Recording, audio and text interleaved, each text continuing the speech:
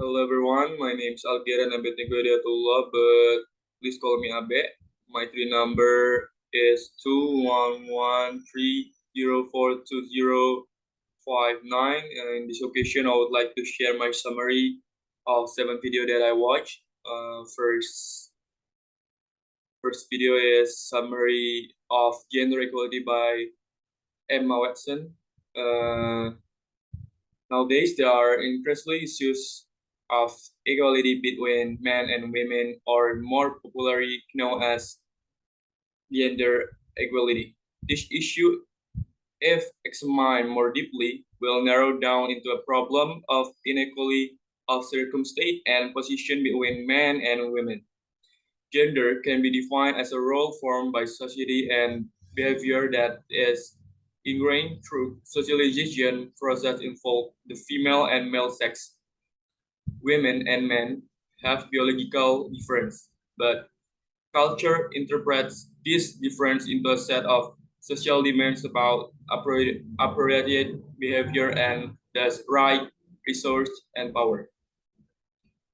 Gender equality is defined as equality between men and women in the fulfillment of right and obligation. Gender discrimination persists in all aspects of life all over the world. This is true despite the significant progress in gender equality today. The nature and extent of discrimination vary greatly across countries of religion. There is not a single region in a third world country where women have enjoyed equality in legal, social, and economic rights. Gender gaps in opportunity and control over resource, economy, power, and political participation are ubiquitous. Gender equality is also linked to sustainable development and it's vital to realization of human rights for all. The overall object of gender equality is a society in which women and men enjoy the same opportunities, rights, and obligations in all spheres of life. Equality between men and women exists when both sexes are able to share equally in the distribution of power and influence, have equal opportunities for financial independence through works or through setting up business, enjoy equal access to education and the opportunity to develop personal ambition, interest, and talent, share responsibility for the home and children, and are completely from the coercion, intimidation, and gender-based violence, both at work and at home. Okay, the second video is about happiness. We all have disagreement and struggle from time to time, but I believe the majority of us yearn for a different kind of life that include meaning, connection, and happiness. But it's difficult to live this life and always be in this happy place. Happiness is created with our mind rather than sought after. Positive thinking, on the other hand, will not get you there. Positive action is required because happiness is a skill that we can all learn and practice. According to her definition of happiness, having positive thoughts will help kill all the sadness because happiness is a skill that we create with our minds rather than something we seek for someone else. Someone or something may appear to make us happy, but we are not happy because of the person or things, but because we believe we are. We are happy because our mind generate it following a positive experience in our life. Happiness, happiness is a mental process that produces fleeting emotion. Happiness is something that only you can bring about. You don't have to accept other people's assumption or perception of happiness because they aren't always correct. Move on if you are satisfied with yourself and what you are doing now. Don't let other people's standard or perception of happiness influence you. You have complete control over what you do and what you want. If you always follow social standard, you Your real esteem will suffer over time, especially if you have not been able to realize existing social standard. Stop thinking like I should be like this or I need to be this look good in their eyes. Such talk will only make you unhappy with yourself and make you long for the life that everyone else has. Okay, next the third summary about the future of machine. Modern engineering focused on rotating motors to power almost any machine. It took about 200 years for motors to evolve into what they are today. Machine noise cause problem for living beings everywhere, both in the ocean and on land. People who are constantly exposed to noise can develop stress, depression, and even tinnitus. Nature, on the other hand, has no rotating motor. Nature frequently glides, swims, or wiggles smoothly, with no rattling of rigid parts of load rubbing on surface. I believe we can and should reading how we build machine. This team of MIT and HTI Zurich research has begun to develop less destructive robots by introducing a new biomedics way to moving through water. They successfully managed to build a robot that swims like a fish, but Sophie requires a motor and a pump to properly work. They are now replacing that noisy motor and pump with silent, artificial muscle, which are not desired in this manner. These muscles are known as muscles. They convert electric energy directly and efficiently into muscle contraction. Their approach creates a continuous design space in which exciting fish design are interpolated to create new design. The optimization then explore this continuous design space to create new and faster creature that we have never seen before. So, with the knowledge that research and engineering have today, all of this is possible. Next to the fourth summary about gratitude. From the time we are little, we are asked to thank others when they give us a gift or extend a nice gesture. We learn to thank automatically and as a social rule. But how many times do we extend thanks for the little good things that happen to us daily? Do we really know how to be grateful? We have all heard or read many definitions of gratitude, but expressing gratitude at its core requires a conclusion effort.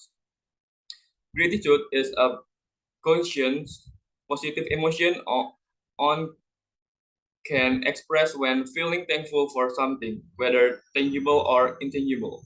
Gratitude implies much more than showing good manners. It's practice that requires acknowledging someone else's gesture towards us or the things that are going well in our life. It involves both a process of recognition of the positive and its outcome. This video demonstrates the significance of gratitude. The teacher teaches his student the value of gratitude. As we seen in the video, the teacher asked the student to describe, then tell the future about that they are grateful for in their life. We were all moved by the Simon scene because it taught us that even small things can be have a big impact on the other. I learned from the video to never stop doing good and always be grateful. Okay, next to the fifth summary about French Revolution. From 1789 to 1799, France experienced a period of social and political upheaval known as the French Revolution. It started with the composition of the Estate General, a gathering of the three tradition estate of the realm, slavery, nobility, and commoners. The Third Estate declared itself a nation assembly and demanded that the people be given more political power. This sparked a constitutional crisis between King Louis and the revolutionary, uh, cul- culminating in his guillotine execution in 1793. Following the monarchy demise, the reign of terror began, during which thousands of suspect counter-revolutionaries were executed without trial or due process. He also instituted additional reforms, such as codifying laws into a single comprehensive code and establishing a centralized, despite the fact that France was defeated military at Waterloo in 1000, 1815. The French Revolution had far-reaching consequences through Europe and beyond. It left behind modern concepts like democracy, nationalism, secularism, individual rights, and popular sovereignty, as well as liberty, equality, fraternity, and human rights. Several uprisings occurred during this time period in response to oversight government policy such as food shortage and high tax. Next to the next summary is about education by Shapila. Education is the surest way to give all these children the best finding opportunity to improve their circumstance in life. Because education is a great balance. However, due to economic imbalance, it is difficult for the children to go to school. Why? So many children suffer from chronic malnutrition that most of the problem facing children in the country of Satira have in common.